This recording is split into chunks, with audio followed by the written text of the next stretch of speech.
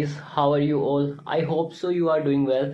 सो मेरे को पता है आप सबकी डाउट्स की प्रिपरेशन अच्छी चल रही होंगी और आपको ज़्यादा इश्यूज नहीं आ रहे होंगे, और इश्यूज आ रहे हैं तो मैंने बोल रखा है आप मेरे को टेलीग्राम पे, व्हाट्सएप पे या ना कमेंट बॉक्स में आपके ना डाउट्स सेंड कर सकते हैं जिस पे मैं रिप्लाई कर सकूँ, जैसा कि आप कर भी रहे हैं।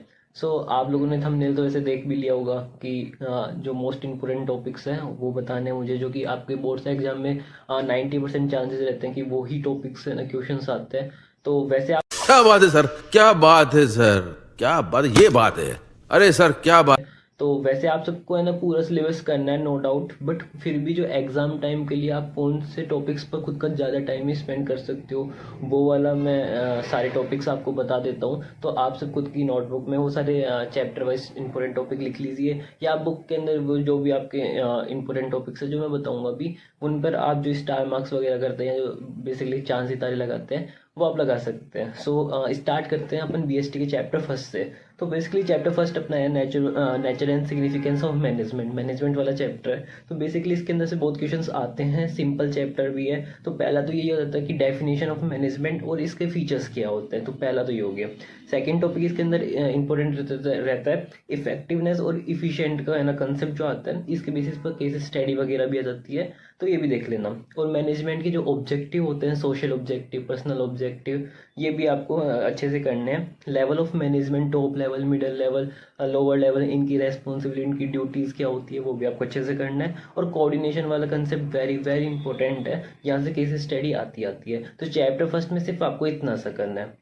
नेक्स्ट आता है अपना चैप्टर सेकंड। चैप्टर सेकंड है अपना प्रिंसिपल ऑफ मैनेजमेंट। तो इसके अंदर बेसिकली आपको है ना सारे प्रिंसिपल्स करने हैं, साइंटिफिक हो या जनरल, और साथ के अंदर आपको जो साइंटिफिक टेक्निक्स दे रखी है वो भी आपको अच्छे से करना है। और इसके अंदर एक चीज़ ये देख लेना कि जो साइंटिस्ट दे रखे थे जिन्होंने ना मैनेजमेंट के प्रिंसिपल्स दिए थे, टेलर और फ्योल, इनका बेसिक इंट्रोडक्शन आपको आना चाहिए, क्योंकि एक मार्क्स के अंदर क्वेश्चन आ जाते हैं बेसिकली। तो आप इनको आपको जो इंट्रोडक्शन है इनका पता होना चाहिए साइंटिस्ट का। नेक्स्ट आता है अपना चैप्टर थ्री। तो चैप्टर थ्री में आपको है ना बेसिकली क्या करना है, किसी भी चैप्टर के ना फीचर्स इतने ज़्यादा इंपॉर्टेंट नहीं है जितने चैप्टर थ्री के फीचर्स हैं। तो चैप्टर थ्री के फीचर्स अच्छे से कर लेना, और चैप्टर थ्री के फीचर्स केस स्टडी भी बन जाती है, जैसे कि लास्ट टाइम पे बनी थी और बहुत टिपिकल केस स्टडी बनी थी, जिसमें ना कन्फ्यूजन बहुत हाई लेवल वाला क्रिएट हो जाता है। तो अच्छे से है ना ये इसके फीचर्स कर लेना बिजनेस एनवायरनमेंट के। और नेक्स्ट आता है डायमेंशन ऑफ मैनेजमेंट, जो 5 टाइप के होते हैं, पॉलिटिकल, इकोनॉमिकल, लीगल, तो ये सारे आपको करने हैं। नेक्स्ट आता है अपने प्लानिंग, जो कि अपना एक तरीके से फर्स्ट स्टेप होता है मैनेजमेंट का। तो इसमें अपने को डेफिनेशन करनी है, इंपॉर्टेंस ऑफ प्लानिंग भी करनी है, और साथ में सबसे इंपॉर्टेंट है प्लानिंग की प्रोसेस। प्लानिंग की प्रोसेस से आपके पास में केस स्टडी आ सकती है, तो प्लानिंग की प्रोसेस आपको अच्छे से करना है।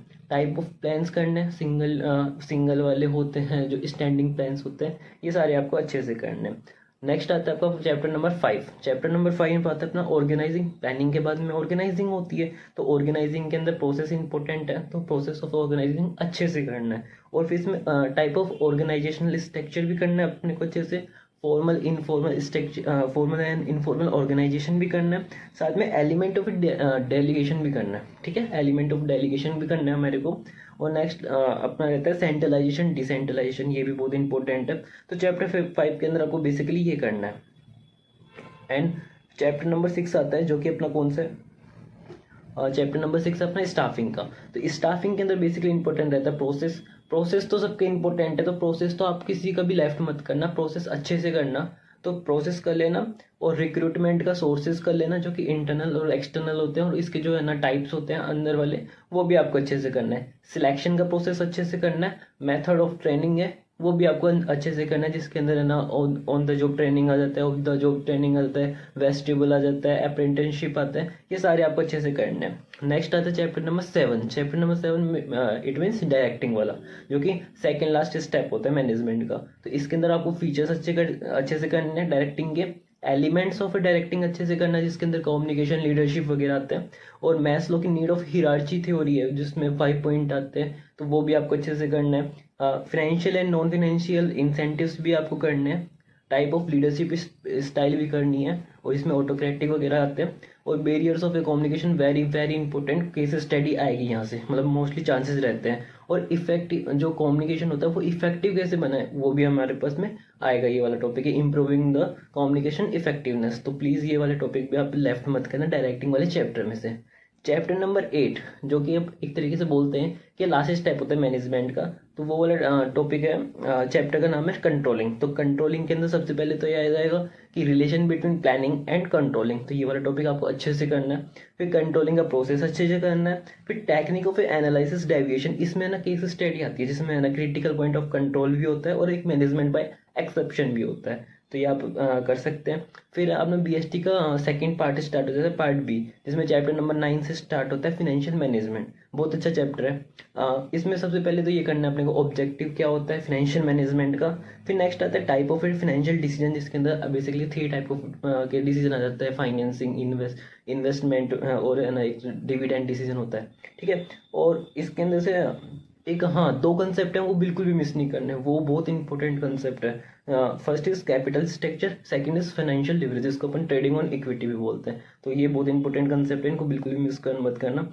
लास्ट वन आता है इस चैप्टर के अंदर फिक्स्ड एंड वर्किंग कैपिटल। इनके ना कुछ पॉइंट्स ऐसे हैं जो कि अफेक्ट करते हैं, तो ये भी आपको अच्छे से करना है। और जो टाइप ऑफ डिसीजंस थे, टाइप ऑफ फाइनेंशियल डिसीजंस, तो उसके अंदर से कुछ उनके ना ऐसे फैक्टर्स है जो उनको उस डिसीजन को अफेक्ट करते हैं, तो वो भी मिस करना, वो बहुत इंपॉर्टेंट है, केस स्टडी आती है वहाँ से।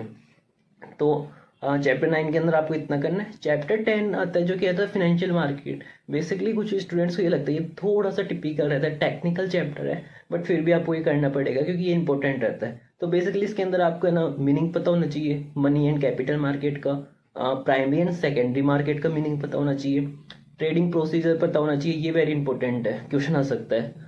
सेबी का इंट्रोडक्शन पता होना चाहिए और सेबी के फंक्शंस आपको पता होने चाहिए इस चैप्टर के अंदर। बेसिकली इतना कर लेना, ये मोस्ट इंपॉर्टेंट होता है। नेक्स्ट आता है अपना चैप्टर 11 जो कि अपना सेकंड लास्ट चैप्टर होता है बीएसटी का, जो कि अपना है मार्केटिंग मैनेजमेंट का। तो मार्केटिंग मैनेजमेंट के अंदर आपको सबसे पहले तो मार्केटिंग मैनेजमेंट की फिलोसॉफीज पता होनी चाहिए। आई थिंक 4 to 5 टाइप की है ना फिलोसॉफीज है, तो वो आपको अच्छे से पता होनी चाहिए, अच्छे से क्लियर होनी चाहिए कि कौन सी फिलोसॉफी क्या कहती है। नेक्स्ट आता है अपना functions of A marketing. Function of marketing अच्छे से पता होना चाहिए, जिसके अंदर भी सबसे इंपॉर्टेंट रहता है अपना स्टैंडर्डाइजेशन एंड ग्रेडिंग, यहाँ से केस स्टडी आती है, मैंने देखी है। और लास्ट वन आता है element of A marketing mix, जिसके अंदर 4 टाइप के मिक्स आते हैं, जिसमें 4 पीस आते हैं, तो वो आपको अच्छे से करना है, एक भी पॉइंट नहीं छोड़ना उसके अंदर। तो लास्ट चैप्टर आता है अपना कंज्यूमर प्रोटेक्शन, जो कि एक छोटा सा चैप्टर है और बहुत अच्छा चैप्टर है।